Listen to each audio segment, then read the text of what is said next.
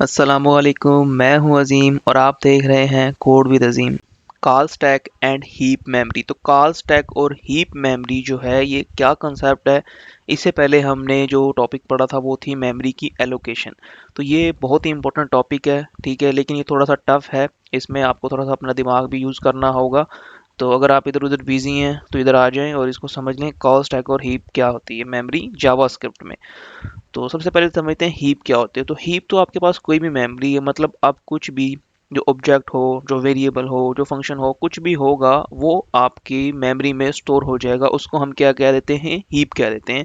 इधर यही चीज़ लिखी हुई है। और कॉल स्टैक क्या होता है, कॉल स्टैक क्या करता है, ये जो एग्जीक्यूशन होती है इसको हम ट्रैक कर सकते हैं। मतलब एक लाइन के बाद वो दूसरी लाइन किस तरह से चल रही है, ये वाली चीज़ जो है वो हम इसमें समझ सकते हैं, ठीक है। इसके लिए हम एक सिंपल सा छोटा सा काम करते हैं। मैं आपको एक चीज़ दिखाता हूँ पहले और फिर जो है वो उससे मैं आपको समझाता हूँ जो मैं आपको समझाना चाह रहा हूँ बेसिकली। तो ये नहीं, ये मैंने पेंट ओपन कर लिया। तो मैं आपको जो चीज़ दिखाना चाह रहा हूँ वो है ये चीज़, ठीक है। तो यहाँ पे ये वीडियो जो चल रही है आपने इसको समझना। देखें, एक फंक्शन है जो वन के नाम से बना हुआ है, इसको मैं आपको बना के भी दिखाऊंगा। अभी जो पहला फंक्शन है, ठीक है, ये वन के नाम से जो बना हुआ है, ये आपको अगर सही से नज़र नहीं आ रहा तो मैं बना के भी आपको दिखा दूंगा वैसे। तो ये फुल मैक्स जो है वो क्या नाम है इसका, मतलब ये जूम आउट जूम इन है फुल।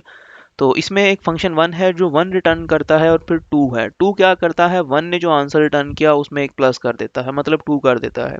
और एक फंक्शन थ्री है जो टू ने आंसर, मतलब टू ने आंसर जो रिटर्न किया है वो टू है और यहाँ पर प्लस वन मतलब थ्री। तो थ्री जो है वो एट द एंड हम किसको जो है वो कंसोल लॉक करवा रहे हैं, थ्री को। तो आंसर क्या आएगा, थ्री, जो यहाँ पे प्रिंट हो रहा है। इसका जो स्टेप है ना, ये हमने यहाँ पे समझना है कॉल स्टैक में किस तरह समझ रहा है। हीप क्या है, हीप मेमोरी है जिसमें ये फंक्शन जो है जिसको पॉइंट आउट कर रहा है। लेकिन जो कॉल स्टैक है इसमें इसका जो डिटेल है वो चल रही है। देखें डिटेल में क्या है, सबसे पहले मेन फंक्शन जो है वो मेन पे आता है। मेन के बाद वो किस फंक्शन पे चला जाता है, ये देखें मेन पे चला गया। मेन के बाद वो चला जाता है थ्री पर। तो थ्री क्या कह रहा है, थ्री कह रहा है मुझे टू की वैल्यू चाहिए, तो फिर टू एग्जीक्यूट होगा। टू क्या कहेगा कि टू को क्या चाहिए, वन चाहिए, फिर वन एग्जीक्यूट होगा तो वन की वैल्यू वन आएगी, फिर ये वन के बाद टू होगा, फिर इस तरह से वैल्यू थ्री होके यहाँ पे हमें थ्री प्रिंट आउट होगी। अगर आपको अभी ये समझ नहीं है तो टेंशन ना ले, मैं आपको ये सारा दोबारा से जो है वो मतलब प्रोग्रामिंग करके समझाने लगा हूँ। यही चीज़ जो हमने यहाँ पे लिखी हुई जो फंक्शन रिटर्न कर रहे हैं इन्हीं को हम यहाँ पर देख लेते हैं। तो इसके लिए मैंने यहाँ पे काफ़ी पहले फाइल्स बनाई हुई हैं। मैं एक और फाइल बना लेता हूँ और इस फाइल का नाम मैं रख देता हूँ, यहाँ पर जो है वो हम पढ़ रहे हैं स्टैक। तो स्टैक ही डॉट जेएस ही रख देते हैं। तो स्टैक डॉट सॉरी ये स्टैक जो है वो स्टैक और डॉट जेएस। तो मैंने स्टैक डॉट जेएस को अब यूज़ करना है, मेमरी डॉट जेएस को नहीं करना। तो स्टैक डॉट जेएस को करना है। इसके लिए मैं इसका नाम रख देता हूँ स्टैक डॉट जेएस और मैं इसको सेव कर देता हूँ। ये मेरे पास पहले ओपन विद लाइव सर्वर जो है वो रन में चल रहा है। इसको हम चेंज कर लेते हैं ताकि हमें ये पता लग जाए क्या ये रन हो रहा है नहीं हो रहा। तो ये रन में है, ठीक है। अच्छा, इसके लिए आपने क्या कर लेना है, index dot H T M L की फाइल को आपने ओपन विद लाइव सर्वर कर लेना है, ठीक है। तो ये आपका जो है वो यहाँ से जैसे ही आप रिफ्रेश करेंगे वहाँ पे आपको आउटपुट मिल जाएगी। तो इसको मैं इस तरह बड़ा कर देता हूँ ताकि आपको सही से नज़र आ जाए। तो स्टैक डॉट जेएस में हम क्या समझने लगे हैं, वही फंक्शन जो हमारे पास एग्जीक्यूट हो रहे थे। तो पहला फंक्शन जो हमारे पास था वो था फंक्शन वन। और फंक्शन वन जो था वो क्या कर रहा था, रिटर्न कर रहा था, बेसिकली रिटर्न कर रहा था RETURN। तो रिटर्न कर रहा था वन को, ठीक है। ये फंक्शन क्या कर रहा है, वन को रिटर्न कर रहा है। ये एक सेपरेट फंक्शन है, मेन फंक्शन बाहर मतलब आउटसाइड है। इस तरह से दूसरा फंक्शन जो हम बनाएंगे वो भी क्या होगा, वो इससे अलग होगा, मतलब इसके अंदर नहीं होगा, इससे साइड पे ही होगा। उसका नाम हमने टू रखा हुआ था। तो ये भी एक फंक्शन है और ये क्या रिटर्न कर रहा है, ये रिटर्न कर रहा है, ये अमेजिंगली वन को कॉल करता है और साथ में प्लस हम यहाँ पे लिखने लगे हैं प्लस और वन। मतलब ये जो वन का रिजल्ट है उसमें एक प्लस करके, वन का रिजल्ट क्या है वन, और टू का रिजल्ट क्या हो जाएगा, one plus one two return कर देगा ये, ठीक है। ये एक सेपरेट है। और इसी तरह से एक और तीसरा फंक्शन हमारे पास है थ्री। तो जो थ्री हम बनाने लगे हैं थ्री के नाम से, और इसको मैं यहाँ पे फंक्शन बना लेता हूँ। तो अब मैंने यहाँ पे फंक्शन जो है वो बना लिया है और अभी अच्छा, अब ये फंक्शन जो मेरे पास बना है इसको मैं यूज़ कर रहा हूँ। तो अभी मैंने क्या करना है, रिटर्न करना है। तो RETURN, सॉरी, रिटर्न मैंने करना है टू, जो मेरे पास टू का रिजल्ट होगा वो, और उसमें मैंने क्या करना है, +1। तो ये मैंने तीन फंक्शन बनाए हैं और इन तीन फंक्शन को मैं इस तरह से यूज़ कर रहा हूँ, ठीक है।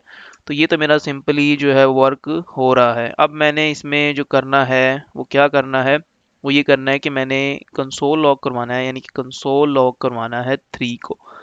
तो 3 को मैंने क्या करना है, कंसोल लॉग करवाना है, और 3 को जो कि एक फंक्शन है तो हम इसे कॉल करवाएंगे और इसका हम रिज़ल्ट देखते हैं वहाँ पर जाके पहले तो, फिर मैं आपको समझाता हूँ ये किस तरह से हुआ है।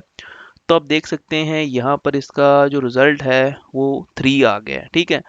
तो 3 का मतलब, ये 3 कैसा है इसको समझते हैं।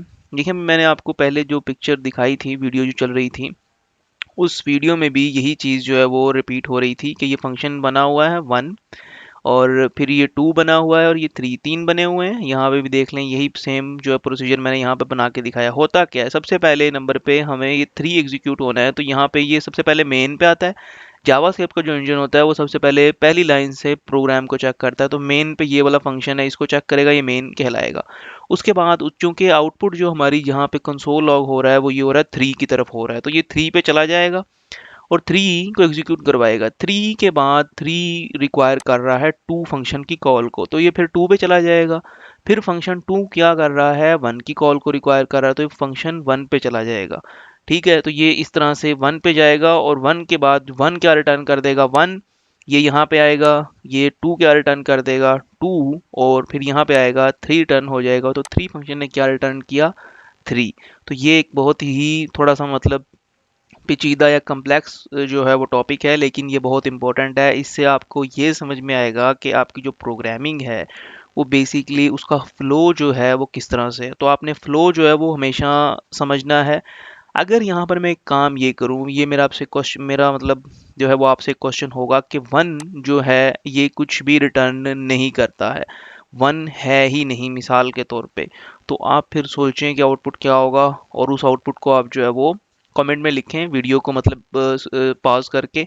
तो मैं यहाँ पे अगर सेव करता हूँ और जाके रिजल्ट चेक करता हूँ कि मेरा जो रिजल्ट है वो होने वाला क्या है, तो मैं आपको रिजल्ट दिखाता हूँ यहाँ पर।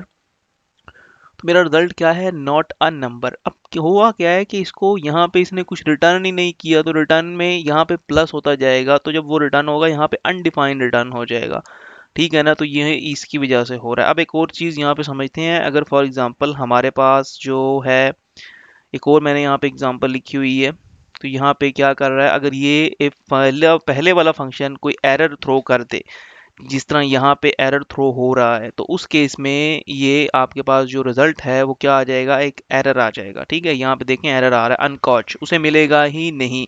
तो ये कॉन्सेप्ट है। इसमें आपने जो चीज़ समझी है वो ये है कि ये जो तीसरा फंक्शन है ये दूसरे पे डिपेंड करता है, दूसरा फंक्शन जो है वो पहले पे डिपेंड करता है। अगर इसमें इनमें से किसी भी एक की वैल्यू नहीं होगी तो ये इसका एग्जैक्टली आंसर नहीं आएगा। इसका एग्जैक्टली आंसर आने के लिए क्या ज़रूरी है कि इन तीनों की वैल्यू हो। तो यही आज का हमारा टॉपिक था। अगर आपको हमारी ये वीडियो अच्छी लगी है तो अच्छा सा कमेंट कर दें और लाइक करें वीडियो को, और अपने दोस्तों तक इसको जो है वो शेयर करें।